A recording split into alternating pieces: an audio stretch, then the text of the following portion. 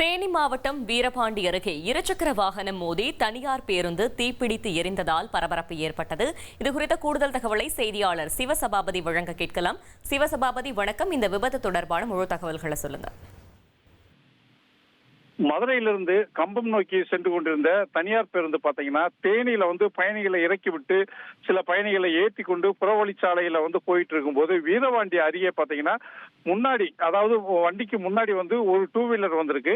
அந்த 2 சக்கர வாகனம் எதிர்த்து வந்த லாரியில மோதாம இருக்கிறதுக்காண்டி உடனே கட் பண்றப்போ இந்த பஸ் உள்ள குறுக்கால போயிடுச்சு. அதனால பாத்தீங்கன்னா பைக் பாத்தீங்கன்னா லாரியோட அடியில போய் மாட்டிக்கிட்டு பைக்கினுடைய டேங்க் வெடிச்சு அந்த லாரி கிட்டத்தட்ட ஒரு 50-100 மீட்டர் பஸ் இழுத்துட்டு போனதுனால, இருசக்கர வாகனத்தை இழுத்துட்டு போனதுனால அந்த இடத்துல தீப்பட்டுச்சு.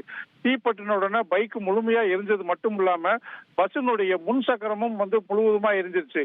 சம்பவத்தை பார்த்த பயணிகள் உள்ள இருந்தவங்க பூராமே வெளியில வந்துட்டாங்க. இது மட்டும் இல்லாம பஸ் கண்டக்டர், பஸ் டிரைவர் இருவரும் சேர்ந்து பஸ்ல இருந்த தண்ணியை ஊத்தியும் அடியில் இருக்க அந்த இலை தலைகள்லாம் பிடுங்கி அதை அணைக்கிறதுக்காக முயற்சி பண்ணியிருக்காங்க. இது மட்டும் இல்லாம பொதுமக்களும் அவங்களுக்கு உதவி பண்ணியிருக்காங்க.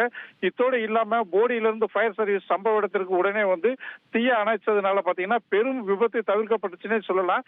ஏற்கனவே கிட்டத்தட்ட ஒரு 6 மாசத்துக்கு முன்னாடி இதே மாதிரி இந்த இடத்துல ஒரு விபத்து எடுத்து ஒரு பஸ் முழுமையாகவே எரிஞ்சு போச்சு. இது மட்டும் இல்லாம 2 பேர் உயிரிழந்திருக்காங்க. அதே சம்பவம் மாதிரி இந்த சம்பவம் ஏற்படுத்ததுனால பொதுமக்கள்கிட்ட ஒரு பெரும் அதிர்ச்சியை ஏற்படுத்தியிருக்கு. ட்ரெண்ட ஃப்ரெண்ட் ஆக்கிக்கோங்க. 2.5 கோடிக்கும் அதிகமான தந்தி டிவியின் சப்ஸ்கிரைபர்ஸ் அண்ட் ஃபாலோவர்ஸ் குடும்பத்துல நீங்களும் இணையுங்க.